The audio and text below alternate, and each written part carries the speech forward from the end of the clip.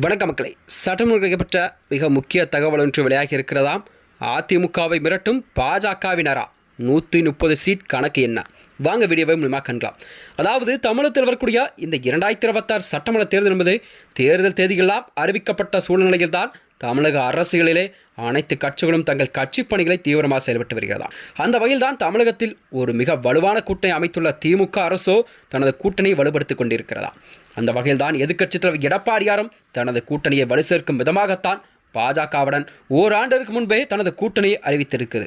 இந்த நிலையில்தான் பாஜக அதிமுக கூட்டணி என்பது தமிழகத்தில் ஒரு வலுவான கூட்டணியாக பார்க்கப்படுகிறதா. இதனைத் தொடர்ந்துதான் திமுகவின் தனது கூட்டணி கட்சிகளுக்கான தொகுதி பங்கீட்டை உறுதி செய்த நிலையில்தான் அதிமுக இன்று வரை அதாவது தனது கூட்டணி கட்சிகளுக்கான தொகுதி பங்கீட்டை உறுதி செய்யப்படாமல் இருக்கும் சூழல்தான் தமிழக அரசியலிலே ஒரு புதிய மாற்றத்தை ஏற்படுத்தியிருக்கிறதா.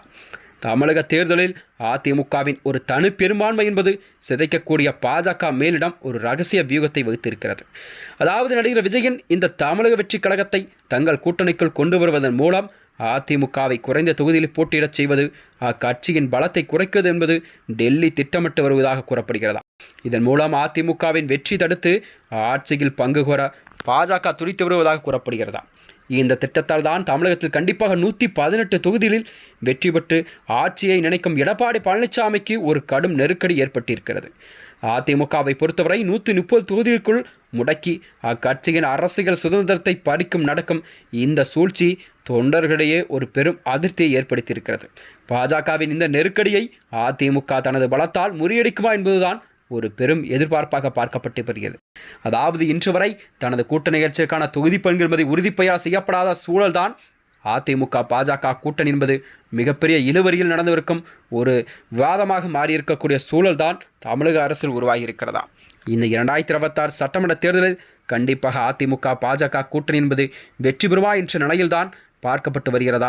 ஏனெனில் ஆளும் கட்சியான திமுக மீண்டும் ஆட்சி படுத்திவிட நிலைப்பாட்டில் அதற்கான வேலைகளை ஸ்டாலின் அவர்கள் செய்து கொண்டிருக்கிறார். அது மட்டுமின்றி திமுக கூட்டணி என்பது தமிழகத்தில் ஒரு வலுவான கூட்டணியாக பார்க்கப்படுகிறதா. இந்த நிலையில்தான் அதிமுக கூட்டணி என்பது வலு சேர்க்கும் விதமாகத்தான் தாவேக்காவை தங்கள் பக்கம் இழுவதற்கான வேலைகளை டெல்லி தலைமை செய்து கொண்டிருந்தது. ஆனால் அதாவது நேற்று செய்தியாளர் பேசிய அண்ணாமலை கூட அதாவது விஜய் அவர்கள் இன்று வரை உறுதியான தகவல் எதுவும் சொல்லவில்லை என்றுதான் கூறப்படுகிறதா. தாவேக்கா எப்பொழுதுமே பாஜகவுடன் கூட்டணி வைக்கவில்லை என்றுதான் தாவேக்கா தரப்பிலிருந்தும் செய்திகள் பார்க்கப்பட்டு வருகிறார். இந்த நிலையில் தான் 2026 சட்டமன்ற தேர்தலில் தாவேக்கா என்பது தனித்து தான் போட்டியிடும். 234 தொகுதிகளிலும் தாவேக்கா தனித்து போட்டியிடும். தாவேக்காவின் முதலமைச்சர் வேட்பாளர் விஜய் தான் என்று அவர் அறிவித்த நிலையில்தான் கண்டிப்பாக அவர் யாருடன் கூட்டணி சேர வாய்ப்பில்லை என்றுதான் கூறப்படுகிறதா. மேலும் இது போன்ற வீடியோக்களை தெரிந்து கொள்ள நமது சேனலை மறக்காமல் சப்ஸ்கிரைப் செய்து கொள்ளும். நன்றி, வணக்கம்.